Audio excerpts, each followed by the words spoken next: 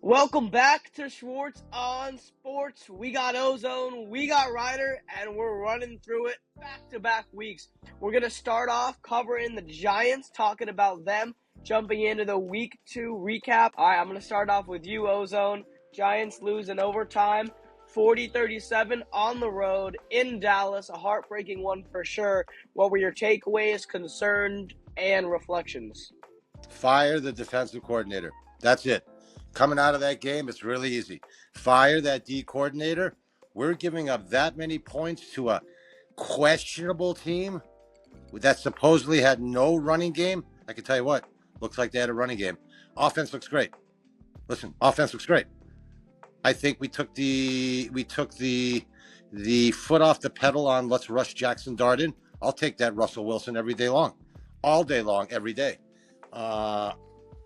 Fire the defensive coordinator. That's where I'm at. And then Marcus Embo. Yep. Get your butt in that lineup. Now, look, I think Andrew Thomas comes back in, starts this week, but look, I'd consider putting Bo in anywhere on the offensive line. Just put him in at guard, put him at right tackle, because that kid is a fifth-round gem. Back-to-back years, you get Tyrone Tracy and then Bo.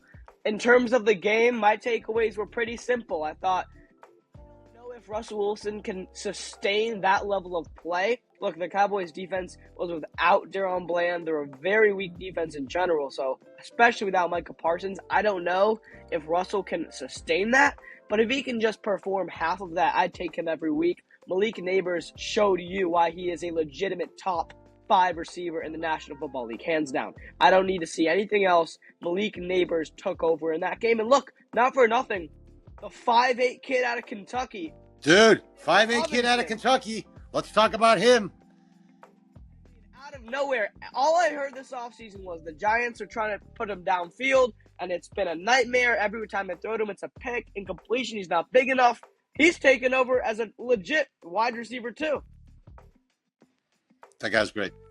Absolutely a beast. And the other thing is, a lot of talk up here in New York land. We saw what happened, and we love it. Tyrone Tracy, you're a good running back. You're a good running back. You're a good running back. Cam Scatterbo, you're better. All right, and then I'm completely with you, too. I would get rid of Shane Bone. We said going in, if this defense isn't a top 10 unit, it's only the defense coordinator to blame. We knew he wasn't good with Vrabel, and we picked him out of a bunch of other crappy defense coordinators. No one to come here. So I think you got to get rid of him, get a real defensive coordinator, and what are your thoughts, though, on this? We had, I think, 10-plus penalties, nearly 200 yards. James Hudson on the first drive accounted for 4 alone. The penalties, the lack of discipline, do you turn to that game and say, okay, Dable is doing something wrong? Listen, I'm trying everything this year to be in the Dable camp. But unfortunately, we all know when we watch enough football, penalties equal coaching. That's just it. I don't know what happened. The Hudson thing, I've never seen anything like that. I mean, that was your once-in-a-decade on-the-field meltdown. You just had a dude melt down on the field and lose his crap. That's it. Yeah, I'm surprised he wasn't cut, to be honest with you. Surprised. I was looking for him to be cut. I mean, listen, he obviously shouldn't see the field again. Embo's better, but that was a bad sign for. Let's put it this way: if they didn't put up all those points, that kind of masked that beginning of the game, just blow up. But that's not a flag in the cap for Dable and coaching. So, yep, everybody's looking at penalties this week. There better be none. Yeah, they better turn around and play a very clean football game. Now, on the defensive line, Brian Burns had another sack. He looked ferocious out there once again, had some great tackle for losses, especially one nice hit on Javonte Williams. Kayvon Thibodeau played a very good game as well. He had a sack, and he had another tackle for loss himself. I don't want to say concern, but Dexter Lawrence doesn't look like the traditional Dexter Lawrence. And the other part I'd say is, look, Abdul Carter doesn't look like a third overall pick yet. Now, look, I want to have patience. He's a rookie, week 3. I'm not by any means declaring anything. I'm sure he'll have a better game. But what do you need to see more in week 3 from Dexter and Abdul? And Can we say that Dexter Lawrence is still the best defensive tackle in the NFL? I think he is. I don't know what's going on. I think teams are double teaming him, right? Obviously, I think teams are just doubling him up. But Dexter blew up the double teams last year. I think it goes back to I'm down on this defensive coordinator. What's the number they kept on flashing around New York? The two big things that they were talking about in New York numbers-wise this year, which was startling. Our front four have been used on a combined 12% of defensive plays. So you just take the inverse and say 88% of our defensive plays, we don't have the best unit out there. So Shane Bowen, what are you doing? That could be a little bit on why Dexter Lawrence, because again, if you put those other guys out there, you have to single team Dexter and he's going to blow up the middle. The second thing, jumping back to offense, that I'm glad, because I've been on this dude for about a year and now it's come out. And I can tell you, Giant fans have snapped on him. And I think you're a smart guy. You're going to guess on this. Offensive side of the ball, he has been ranked back-to-back weeks the worst across all football in his position. Who am I talking about, ladies and gentlemen? JMS? John Jacob Jingleheimer Schmitz, the worst rated center. And I listened to a half an hour special on coming out of Minnesota, second round draft pick. He was a Remington Trophy candidate, which if anybody knows on this call, that is best center in college football. This guy stinks. He's the worst rated center. And like this, everybody said, if you watch him, it's a combination of bad footwork and he's weak. He gets absolutely blown off the ball. And you go back to, why is Daniel Jones? Again, we all know what made Tom Brady great. They had all pro centers. Nobody touched him, right? Think of the Eagles and what's his name? Kelsey. When you have great centers, that's your quarterback's shield. It's true. This is what poor DJ had. Look, it's true. I mean, look, he's not a good center right now. I would try and cut him a little bit of slack. I mean, number one, you look at two things. Number one, the inconsistency on the offensive line. Andrew Thomas, we know, has not been playing, right? You just inserted Marcus Bowe. And on the right side of the offensive line, he's had nothing but change. Not only that, but you've had your offensive coordinator leave to go to Washington. You bring a new guy in. So anytime you bring a center who's controlling the offensive line and then you switch up the guards and tackles and his coach, let alone him being in year 3, he's not going to be able to be developed into the best player he can. And another thing I'll say, I was listening to Tom Brady speak this week on quarterbacks, and he said this. Colin was asking him, all right, can you declare a guy a bust by Thanksgiving? And he was saying, can this quarterback be put out the window in year 2? Colin was saying that it's so much quicker because the college level in the SEC, you don't need more time to develop, and you can see if a guy's good or bad by year 2 Thanksgiving. And then Tom Brady came out and said, well, no. You can rank quarterbacks 1 to 32. You can rank centers 1 to 32. But then you can rank offensive coordinators, offensive line coaches, developmental coaches 1 to 32. He said, what if that guy has the 32nd best offensive line coach, 32nd best offensive coordinator? Is he going to have the best situation to become the best player he can be if he had the number 1 offensive coordinator or number 1 offensive line coach? How good is our offensive line coach? How good are we developing? I was about to blast you back as being the young buck, but you came across with a good line. It's, I think, I'll hit this at a couple levels because I think you're right. Because you and I have talked about this. When you look at the Patriots' secret to their success, and all you do is have to watch the Edelman and Gronk videos, it's Dante Scarnecchia, their offensive line coach. He made undrafted free agents into all pros. So that is taking 6th and 7th round draft picks and making them to all pros. And I heard a great piece on actually the Giants that's going to tie to what you're talking about. I don't want to make this an offensive line show, but we should make this an offensive line show because the Giants' offensive line is a big issue. And they made a good point on the Giants have 2 major flaws. It's their scouting, right? They have poor scouting, so they're scouting the wrong guys. All you got to do is look at Eric Flowers. All you got to do is Schmitz. All you got to do is look at Neal, right? And I tell you, we got lucky with Embo just because he dropped in the draft. But the second thing you're talking about is how well are they developing? When they come in here, they actually becoming better off. And I look at guys like Weston Richburg, if you remember him. He was he left the Giants and became an all-pro, I think, at San Fran. Right. So when you look at other guys leaving our team and then becoming much better on other teams, you're like, something's wrong. And listen, I don't know. You look back at the old Eli first offensive line that had like Deal and Snee.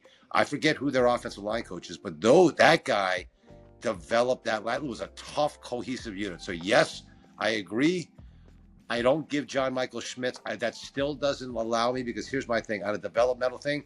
He's been in the league 4 years. I'm a PFF score guy, which kind of takes out everything. What you're talking about, it looks at pure win-loss rate at that point. And when you're the worst in the league 2 years in a row, something's wrong. Absolutely. There's no excuses. But I do agree. Yeah. And I look at the other guys to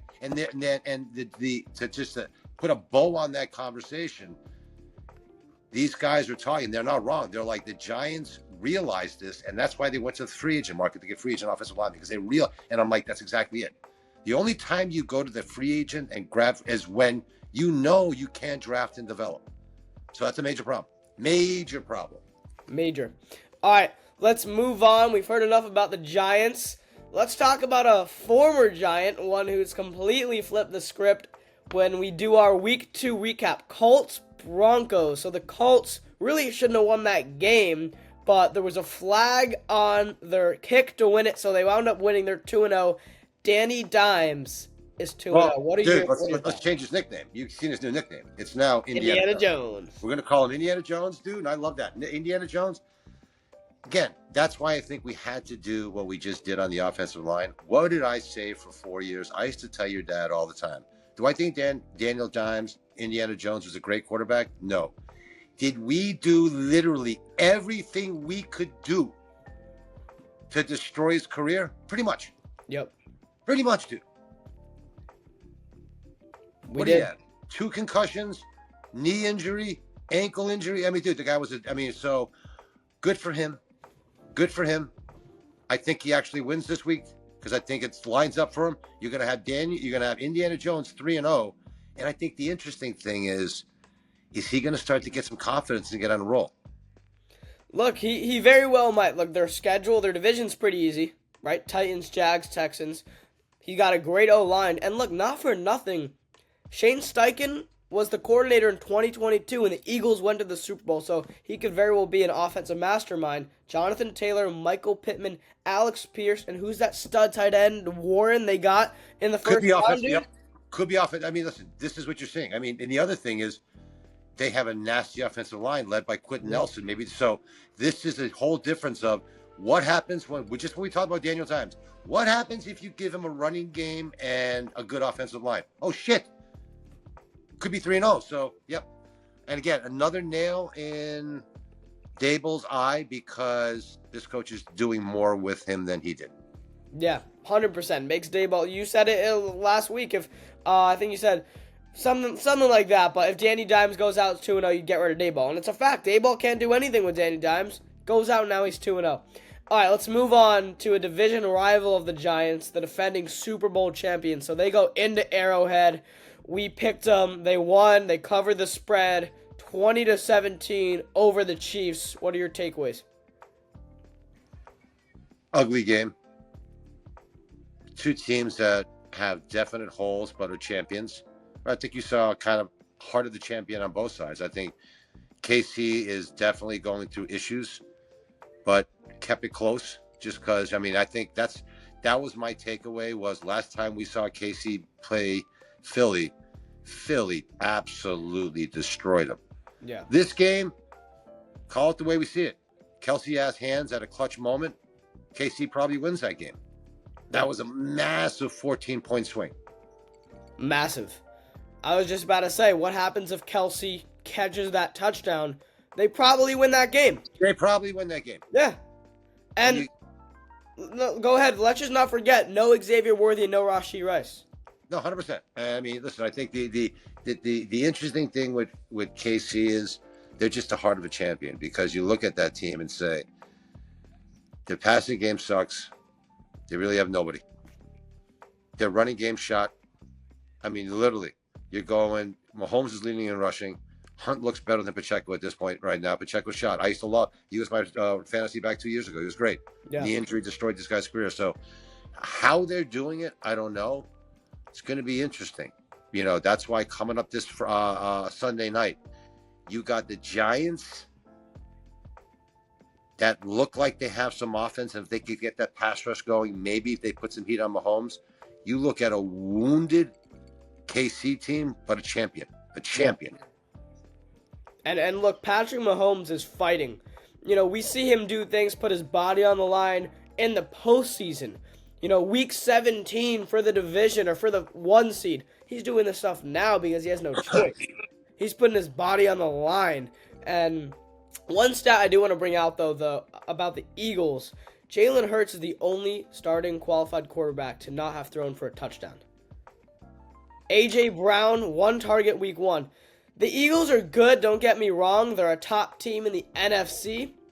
Defensively, they'll be fine. Jalen Carter wasn't out week 1. That was the problem. But offensively, passing game-wise, it just doesn't look like it did last year. And Jalen Hurts doesn't look like he did last year. Now, could that be the Kansas City Chiefs defense and Steve Spagnuolo? Likely. But remember, no touchdowns. Only quarterback in the NFL. I heard a couple things about those guys this week. They're like, is this going to be the first time you ever see a quarterback that has more rushing touchdowns than passing touchdowns? Maybe. It's interesting because they were talking about how Philly's kind of perfected their way of winning, and it doesn't really involve passing. And if you think about it, and it all goes with that damn tush push. But, you know, now you have a great offensive line, Maulers, you got Saquon. So, you know, the way they like to win is Saquon on first, Saquon on second. Now you're at third and 2, third and 3, and you can push that twice for a first down.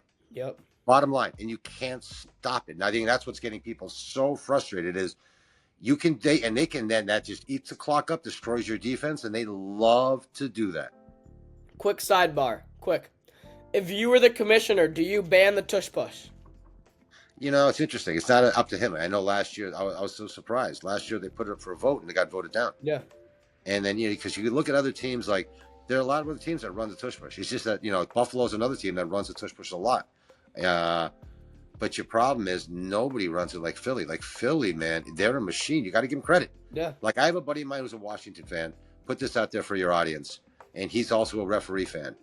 And if you really look at the tush push, the guards shoot offside all the time. It's their secret. What their secret is their guards will shoot out early, get that penetration. They'll hike the ball. You're already got the defensive tackles reeling back. It is that's it. Bottom line.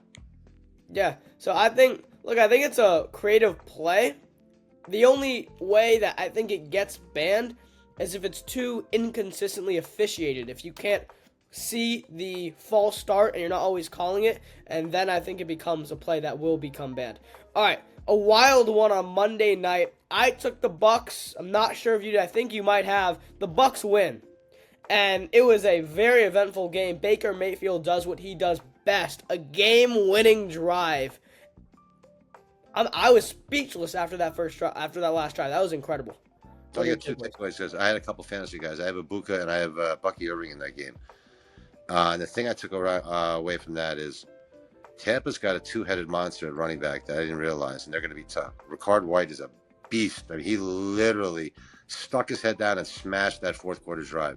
Secondly, and I'm so glad it's happening because if your dad was online, he'd be jumping on this. Baker Mayfield is probably my favorite football player, bar none. And it's his story, not only his story, anybody on your listening can type in Baker Mayfield, Carolina Panthers defense.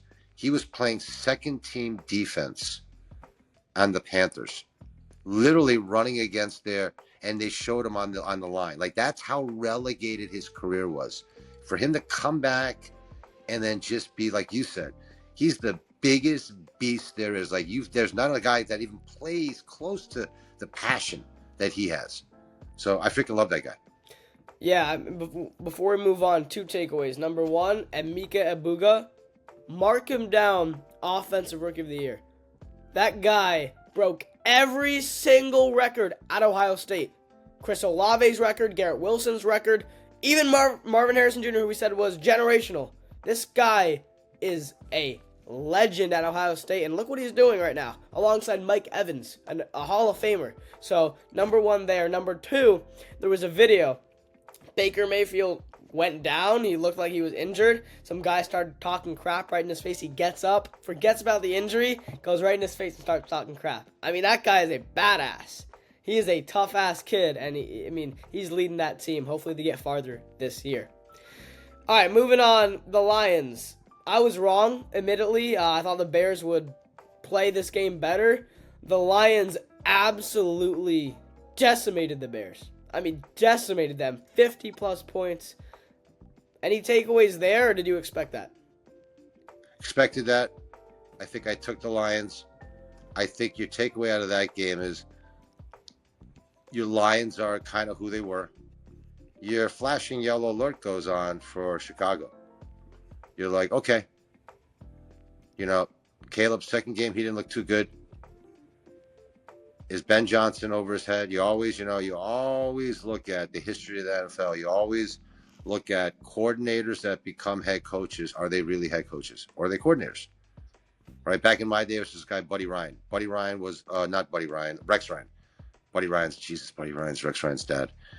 Rex Ryan was like one of the great defensive coordinators. Yeah. Head coach? Okay. Should have stayed defensive coordinator.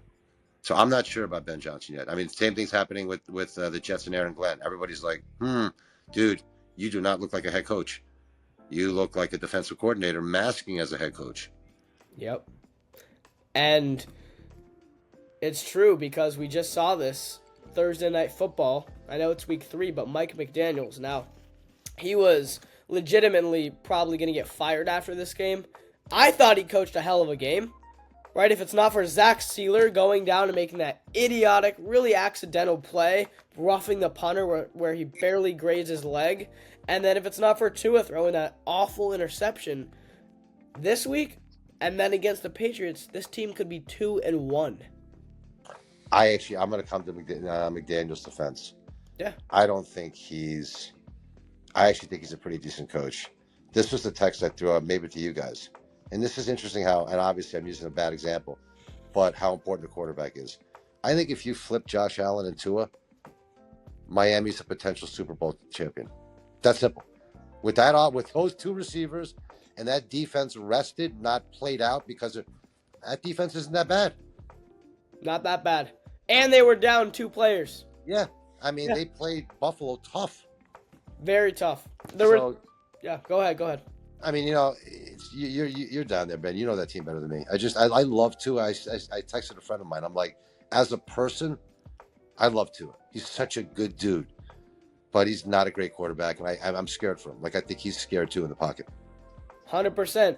That Dolphins defense was raved about as probably one of the worst defenses. They make a trade. They get Fitzpatrick. Injury just decimated. They were signing guys off the Raiders practice squad. A week before the season. They had nobody. They come in here. They make really 2 crucial stops.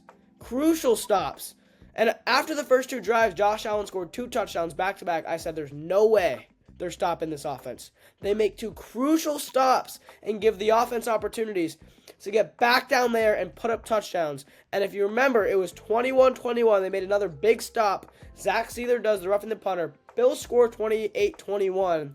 They march all the way down the field. They're on the 10-yard line. He stares down a receiver. Dude, I don't know what he was doing there. If you were thinking criminal, you'd be like, you're trying to throw the game. It's like, What were you looking at, dude? You literally looked at that D-back, threw right at him. Yeah, exactly. So you got to be so mad if you're Mike McDaniels. So mad.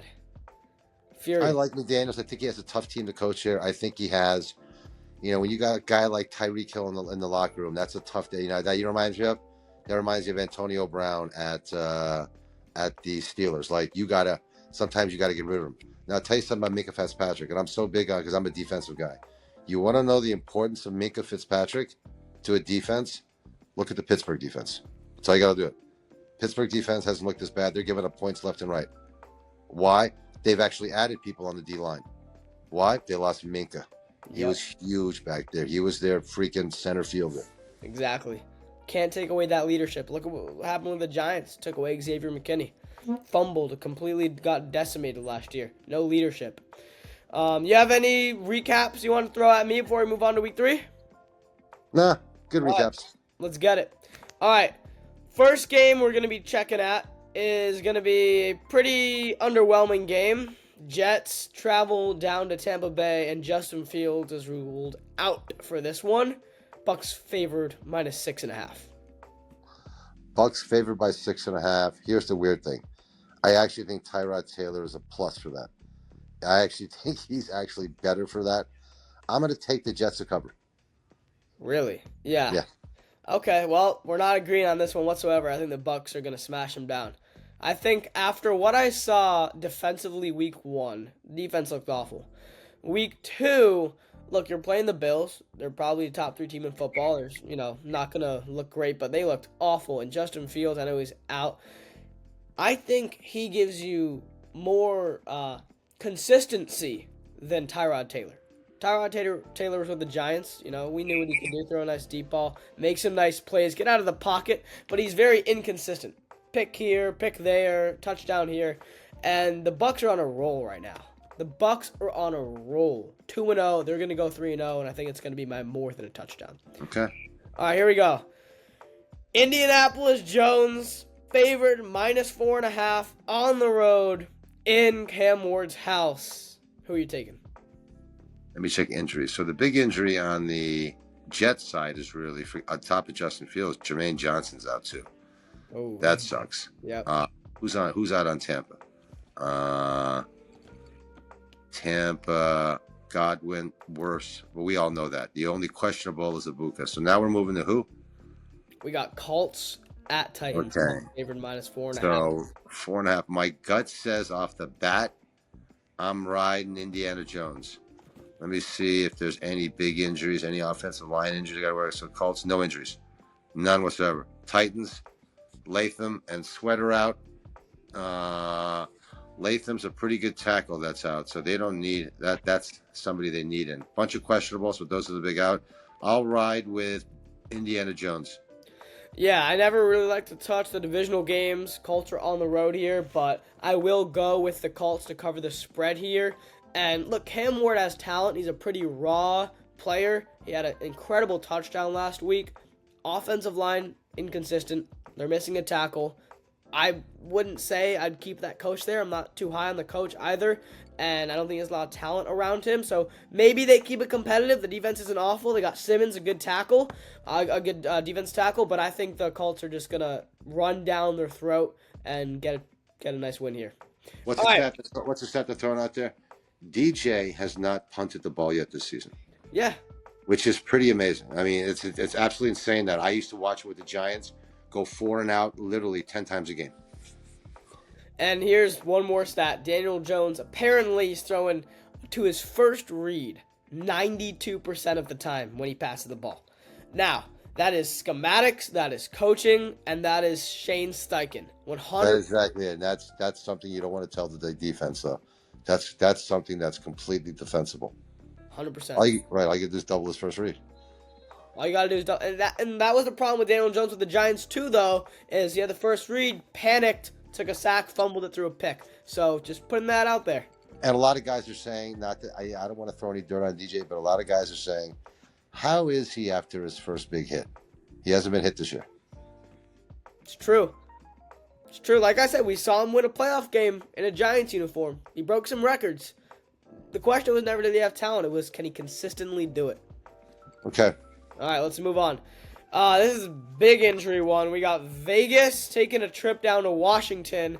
Washington, Marcus Mariota, favored, -2.5 at home here. Washington favored by 2.5, which is basically home gets 3, so they're basically saying flat game. That's because you're basically saying coaching, because Washington is banged up. They also have no running back, right? They lost Eckler. They lost. But, like they're saying, Geno looked bad last week. Like 3 interceptions. Like, was that him? Was that the I can see a bounce back just because I'm a big Carroll fan. I can see them bouncing back big. What's the line? The line is tough. If the line was 3.5, I'd feel better. 2.5. So you're basically, 2.5 is you're basically calling a win-loss on this. So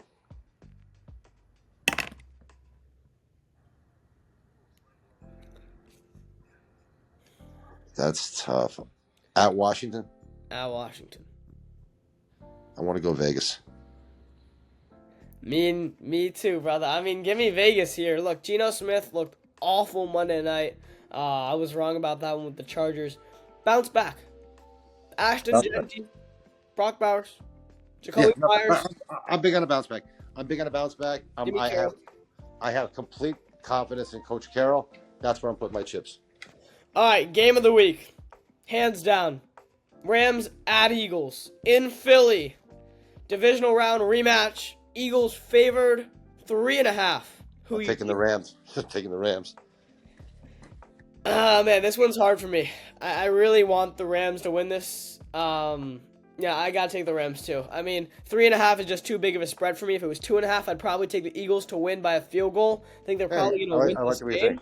But no, give me the Rams. Look, that defensive line is brutal. You mentioned it. They're young. They're ferocious. Jared Verse is a beast. Young, Verse. You have to understand. They have like 4 or 5 Fisk young studs on that defense that fly around, are killers, dude.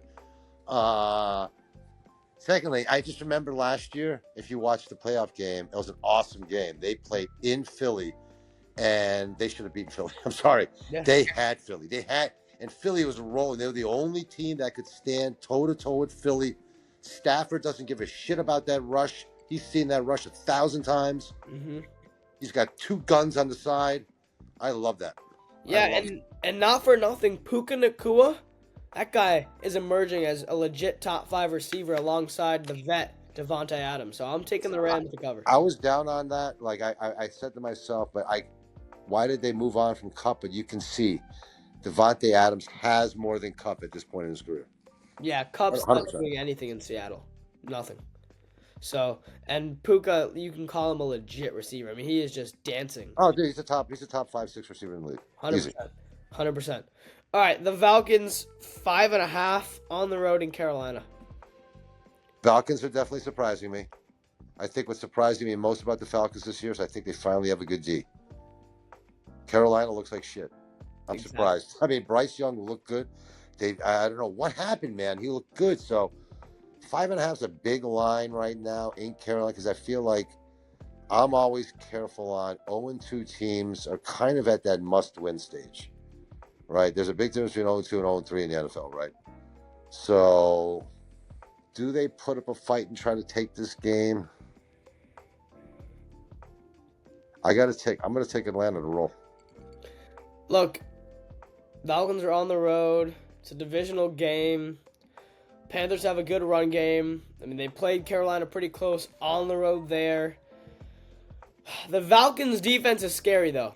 If you remember the draft, they gave next year's first. They got 2 absolute studs in the draft. They got the edge from Tennessee. They got another stud, too. That defense is scary. They got a defensive coach. I know their corner's hurt, though. They're missing out on A.J. Terrell. That guy's a stud. They're missing one of their corners. I'm going to take the Panthers here. I'm going to take the Panthers, and here's why. I think they're going to run the ball heavy. McMillan's going to have a nice day. Falcons are missing a corner. They got a very good defense, but when you're on the road, Penix is really a rookie. Let's be real here. Rookie, on the road. Bijan's a stud running back, and Drake London and Pitts is reviving his career. But give me the Panthers. I like their coach. I like Dave Canales. I like him. He came from the Sean McVay tree. I think he's going to have a good coaching game. And like you said, it's must-win territory. Not going 0-3 in the NFC and expecting to do anything. It is must-win territory. I just don't. They look like a team that, in my eye, they still. Canales looks like the worst of the bunch. Like they haven't looked good this first 2 weeks, but we'll see. We'll see. So this is a must-win. Must But I win. have I'm more on your take on Atlanta, which is I do think you have a combination of Penix isn't great, but like you said, you know what Atlanta's done? Stocked up on high-end skill guys, right? So they got high-end skill guys all. I mean, they're number two back. Algier's a beast. Yeah. Mooney's a beast, right? I mean, I mean, who's their? Is their second receiver? Mooney. No, Mooney. Darnell Mooney. Mooney. You go to the Bears. Is he at the Bears now? Who's their number two? They've got London. Who's their number two? Atlanta's number two. There's Let's see. and then Pitts. Finally, I drafted him a couple years in fantasy. Is finally starting to look like. So they've got some high end stuff, and like you said, I love their D. Their D is looking good now. Yeah, and Mooney's their wide receiver too. He's there. He went from the Bears to the Falcons. So. That's it. He's a good deep ball guy. So we'll see. Okay, I like when we're not picking the same. So then we have a. I like it too. All right, look. This one, I don't know what Vegas is doing with this one. I am bamboozled with this line, but Texans at Jaguars. Jaguars -1.5.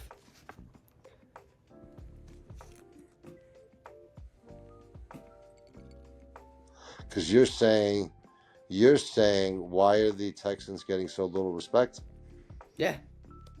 And I'm saying the Texans stink. I'm taking the Texans. I'll take the Texans, but I'll tell you, it's interesting. Like, I don't want to put the vote out yet, but C.J. Stroud is starting to look like one of those guys that, think about it, rookie year was his best year. Got worse the next year. He's gotten significantly worse this year. Yeah, look, we talked about it. We talked about it last week. I'm not gonna throw in the towel just yet. But one thing that I do want to point out, which I just realized, they traded away Tunzel to the Commanders. A pretty good left tackle too. So I just think the offensive line is just eroded since they've done that. Listen, my flip side to you on that is offensive lines. Here's the thing. I've done, because I have a buddy of mine who's a Commanders fan. There's a how can I put this best? There's a reason you let a tackle like him go. Like, if you're any good, you think that you'd ever get Tristan Wirfs from the Bucks, even if you threw him 4 first-round draft picks? Nope. Like, I watched Tunsil a couple times. Next time the Giants play, he sucks. He's definitely gone down. He gets burned all the time. So I think that was probably a smart move. They let him go for some draft picks. The offensive line's not great. He's not great though, dude. He's gotten very inaccurate. I do understand they don't have Mixon, but that team just looks off. It almost looks like DeMeco Ryans is, I don't know what, over his head a little bit. All right, it's fair to say. We'll take the Texans, but definitely keep an eye on them. All right, this is not upset alert, beatdown alert. Packers at Browns -7.5. Interesting. I'm surprised that wasn't like, wasn't Baltimore's line against the Browns last week like 12, 13? Yeah, like 11, 12, 13, something like that. Yeah. Yep, and they're only giving the Packers 7. I think I'm going to take the Packers in that. And I'm taking the Packers in that mainly because not the Packers scoring. I think that the Packer defense is going to destroy old man Flacco. I'm with you in this. The Packer defense is the best defense I've seen the Packers. I think so. Maybe ever. I mean, their defense is unreal. No one can score on them. I think they're the best team in the NFL. Oh, 100%. They're only going to get better.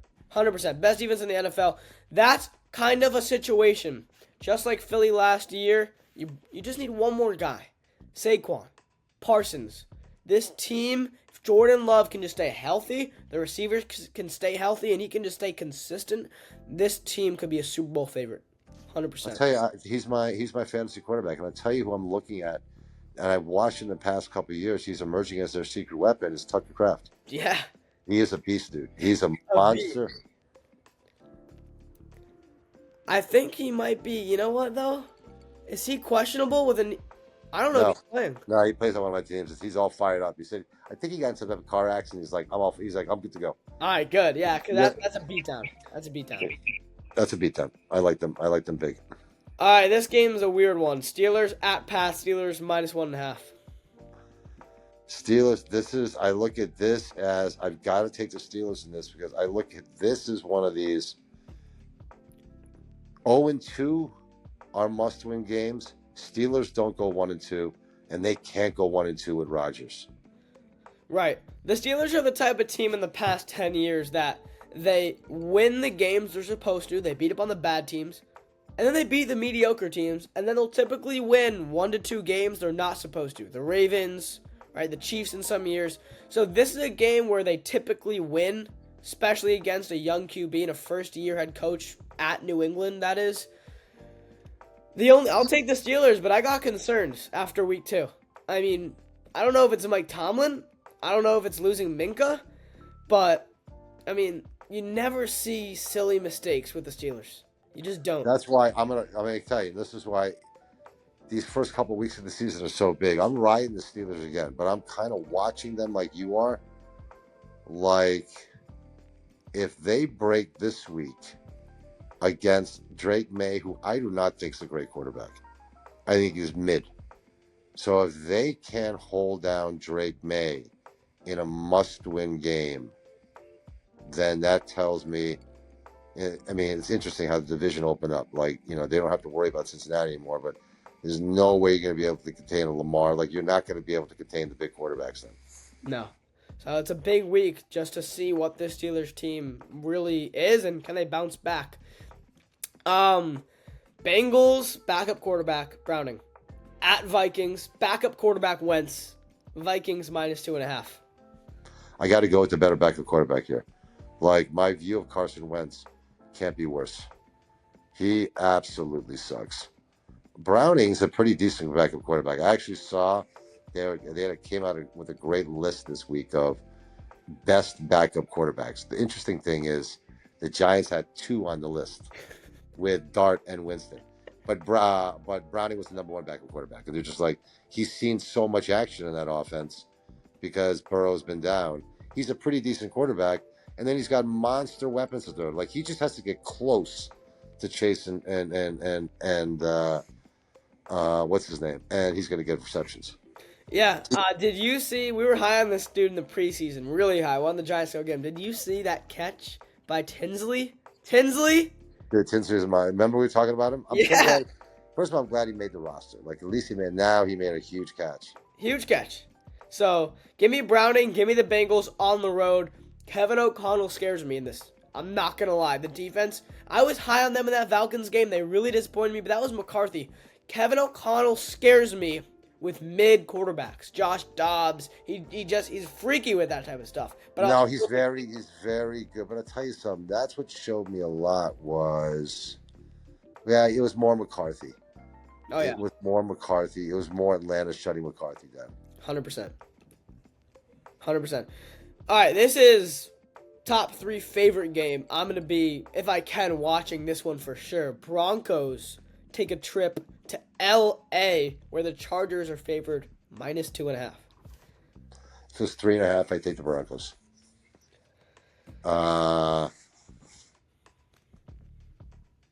That's a tough one because I've listened to a piece on that. Everybody's like, you can't take the Chargers. They've just been on the most hellacious 2 travel trips. Brazil, Vegas, home. They're shot. They look tired back half of that Vegas game. But then again, I'll be very honest with you. Denver was probably the most overrated team coming into this year. And I tell you what, they haven't looked good on both sides. Defense looked like crap. Daniel Jones running up and down the field on that vaunted defense. What the hell is that? And what's his name? Taylor smashing himself for 175 yards. Secondly, Bo Nix looks shaky. Yep. Super shaky. 100%.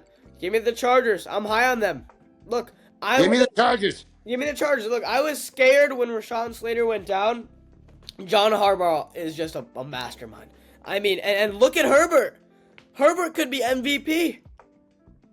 I'll tell you the thing that surprised me there is Keenan Allen, who you thought was dead, Dead. he's a monster. I mean, he's still a monster. Dude, he was cut from the Bears.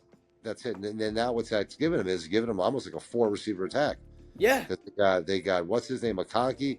They got a second-round draft pick, Tillman. Then they got that guy Johnson that I picked up. He's a beast. So they all of a sudden have a bunch of good receivers for him. Yeah, and one quick side note on Johnson. So Johnson, the Giants wanted him, I know. He was taken by the Chargers. I think it was the first round the year Hyatt was taken. Johnson was awful. I mean, he was great at TCU. Big prospect. He was awful. Couldn't catch a ball for his life. Then John Harbaugh comes in, and now he looks like a monster out there. He's 6'4". I think he's 6'4". Big body. Can catch ball. That guy's a tank. And fast as shit. And so that just goes to show Harbaugh, great coaching, great development. That's how you develop players. All right, let's move on. This is an awful game, absolutely awful game. Saints at Seahawks, -7.5. Seahawks tougher than I thought. I think, and I like that coach. If you look at that coach, he was the ex-Baltimore defensive coordinator. Yep. And that defense hasn't been the same since he left. Completely fell apart. So he knows what he's doing, and he's doing the same thing there, dude. Like, I was watching that team. He's drafted great safeties and corners. They shut Pittsburgh down last week, made them look stupid. I think that's a tough matchup going in for those guys. What is it? -7.5. At Seattle, right? This game is at Seattle. I'll let you pick first, too. Seattle's a tough place to win a game. This one's hard for me. You know, Big line. I take the Seahawks defense in fantasy. I take the Seahawks to win the game. That's a big line, though. That's a big line. Massive line. And look, I gotta go. I gotta go with Saints here. I mean, look, their defense. Saints defense isn't awful. But I'll tell you how easy that game could be. Could that game be 24-10? Easy. In Seattle, right? And there's 14 points there. Could that game easily be 24-10 in Seattle? Seattle's got such a home. So think it. You take the 3 points away, that's going to be, they're saying it's a 4.5 point game. I think 4.5 might be light for that. Yeah. I might take Seattle at home. Because who's the Saints rolling out at quarterback? They got Kamara, who's still a little dinged up, and then they're rolling, what's his name out? Rattler? Spencer Rattler? You're throwing out Spence Rattler? He did have a couple of touchdowns the other week, but I think he's going up against him. I mean, Olave will be covered by Witherspoon. He'll take him out of the game, and then that's it. Now you got a tough. Now you're looking around the field. It's true. Saints could be the worst team in football this year. I mean, look, they're not a pretty team. I actually thought they might have been going for the Archie Manning thing. That's a whole different conversation, but I don't think Archie Manning's coming out this year. I think he's actually shot himself in the face. Oh yeah, completely. He's better off coming out last year's draft. 100%, dude. He would have got drafted higher coming out last year. 2-0 versus 2-0. NFC West. Cardinals at Niners. They're saying Purdy might be able to play. -2.5 for the Niners. I saw before this phone call, I saw Purdy's out. Okay. All right. So Purdy, scratch him off your list. Let's just Google double check, but he's off the list. Double check the line because the line man moved. Now, as you're typing, man, look how fast you type, man. You're so smart. There we go. Do I trust Murray? I don't trust Murray.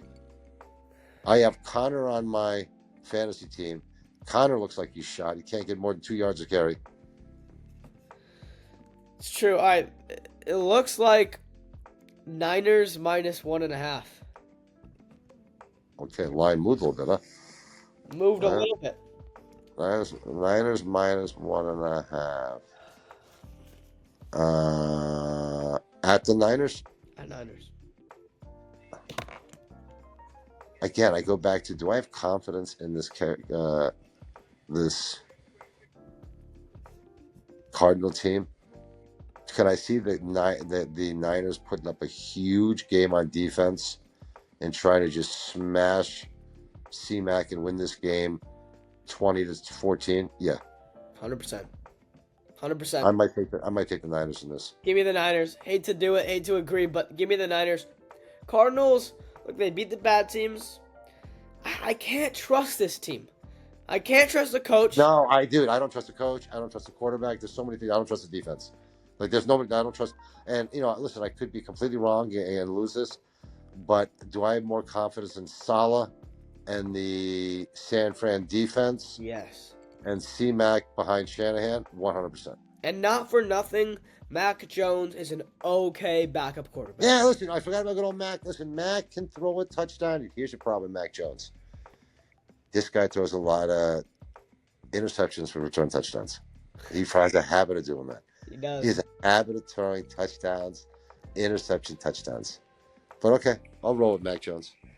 So, the Bears, you put the flag on them, the waving yellow flashy button. They're going to be playing at home. Cowboys on the road are going to be favored. Now, Cowboys -1.5. I mean, dude, this is your classic, and I just have to go with the odds. This is your classic. If the Bears lose this at home, they're going to be talking about Bust and Ben Johnson being getting fired year one. Like, it is literally one of those. Now, the problem is, like I've heard, Bears have injuries on defense, and the Dallas offense is pretty good. How do we know? They put up 40 points on our vaunted defense. Top 5 defense, supposedly. Top 5 defense looked great. So, but I go back to when you're 0-2, it's the same thing the Jets are up against this weekend. New coach, big expectations, 0-2. Yep. You almost have to win this game. It's true. Give me the Bears at home. I don't Cowboys. trust the Cowboys. Give me the Cowboys. I mean, I don't know. I don't know if it's going to be close. I don't know if it's going to be close. That offense is potent. Turpin. They got Javonte Williams, CD, Pickens, good old line, Tyler Booker. That's a great offense. Blow me away. Because I think, I don't think all those other guys are that great, to be very honest with you. Pickens surprised me, but he is exactly who he was at Pittsburgh. Making weird clutch catches. Not a great overall receiver. Weird clutch catches. CDs, you can make an argument. He's easily top 3 receiver in the league. It's him, Chase, and Jefferson. Those are your 3 best receivers, in my eyes. So he's a top 3 receiver. But I think the thing that really threw everybody off this year is the last time I saw Javonte Williams, he looked like a beaten up shitback and was slow on Denver. I don't know what happened to him. This dude is a real running back. So now, all of a sudden, Dallas has a running game. Yeah. And look, I was never completely off the board with Williams. I liked him in Denver. I thought he was physical, fast. He's a young player. I was pretty surprised that they let him go, if I was real with you. I think they got a stud from UCF, and that guy Harvey, and they didn't want to pay him. I don't think he's that bad of a back. I never thought he was. He looked a little crappy, though, last year in Denver, to be fair. Look, the Bears, this was the same thing last week. When he's scripted, Caleb Williams is scripted, it's perfect. Sunshine and rainbows. The moment he's off scripted, you see that pick against the Detroit Lions, an awful interception. He plays hero ball, and he's not playing Washington State anymore. He can't do it. He cannot do it. And look, they got talent. Odunze had a day. Coming out party for him. They got Swift. They got Loveland, the 10th overall pick. I mean, look, DJ Moore. They got a lot of talent. And defensively, they might be without one of their corners, but they got some talent. But man, you cannot bet for Caleb Williams. I gotta take the Cowboys. Yeah, I mean, listen, I see your rationale. I mean, he's at that point now where this is it. He's got, and what you're saying is true, then you got to script the whole game. Guess what? Yeah. You don't get to run plays. We're scripting everything. 100%. I would. 100% would. That's going to give him a shot. And like you said, this is a must-win game. All right. I don't know how we're on Sunday Night Football. First time. Did you hear that? First time they got 2 0-2 football teams on Sunday Night Football. I don't know how we're on there. They got to put the Eagles game on there, but they're not going to. Look. Chiefs -6.5. Hold on a second. Can they move us last minute? No, we've been there. But could they do that? Could the league be like, no, they can't do that. Well, they do it later in the season 100%. They always flex games. Now, I don't know if you're allowed to do it early in the season, but flexing games does happen. When do they let you know? Because what if you have tickets? You got to do complete changes. So if you think you're going to go to an 8:00 game, then all of a sudden you got to go to a 1:00 game. That's weird, but that's interesting. Yeah, we don't deserve to be there. I'm embarrassed. I don't want the national audience to see my team. Who are you taking? -6.5. Chiefs on the road. This is where I'm a loser, right? I'm a loser and I'm a homer, and like I was texting you guys, I will drink the Kool-Aid, go down with the Kool-Aid. I am taking the Giants to cover. I'm taking the Giants to cover, but I'm taking the Chiefs to win. I couldn't have said it better myself. This game is not going to be a beatdown. This game is not going to be 40-10. It's going to be 20-17. It's going to be 23-20. It's going to be 16-13. It's going to be a muddy defensive game. Steve Spagnuolo is going to call a hell of a game. Our defense, I think you'll see the defense play a hell of a lot better. Hell of a lot better. Ryder, we're Giant fans, so we've watched enough Giant games. So I can almost tell you how this game's going to go. Oh, yeah. Right? We're going to be up 21-17 going into the fourth quarter. Right? We're going to have the ball. We're going to need to get a first down to get within field goal range. We might go for it on fourth. We're going to get stopped. Yep. Patrick's going to come in. Vaunted defense. Going to be a little tired. He's going to come in. He's going to throw a touchdown. We're going to lose 24-21 in a heartbreaking, well-fought fourth quarter loss. That's it. That's how the Giants do it. I can write that down. It'll be the damn cover of the Post tomorrow. That's exactly, or Monday morning. That's how we lose games. I completely believe we're going to be going into halftime. Giant Stadium's going to be fired up. And I just know we are going to, just like the effing Cowboy game, we're going to do something to give it up late and come out of there with another heartbreaking loss. That's what we do. That's what we do. We're going to be 0-3. We're going to be 0-3, and we could see Dart week 4. A couple things going around in Giant fandom. Would you trade Winston now to one of the teams for a backup quarter as a backup? There's been rumor a couple teams have been calling, and if so, what round draft pick would you need to let him go? I was thinking about this yesterday when I was shooting basketball, and I was really thinking about this because his leadership and his locker room presence is almost invaluable, almost. But then I was thinking, who have the Giants gotten in the last 2 years in the 5th round? Marcus Bowe and Tyrone Tracy. Starting level players in our league. We think, would I trade Jameis for a 5th round pick? Honestly, I said no, but let me throw a curveball. At massive desperation, do you think you could get a 4th from him? Probably not. I don't think so. Okay, so do you think because 4th, I would pull the trigger without even thinking about it. Yeah. At a 5th round draft pick, I love the way you're thinking. But then I weigh, is there a better guy to have in the locker room the next 2 years next to Dart than him? There probably isn't a better guy in the league. Exactly. In the league, dude. Like, did you see the tape of him after what's-his-name blew up on the field? Like, who was the first guy on the bench talking to him? Him! Like, dude, that is absolute A+ leadership. Exactly.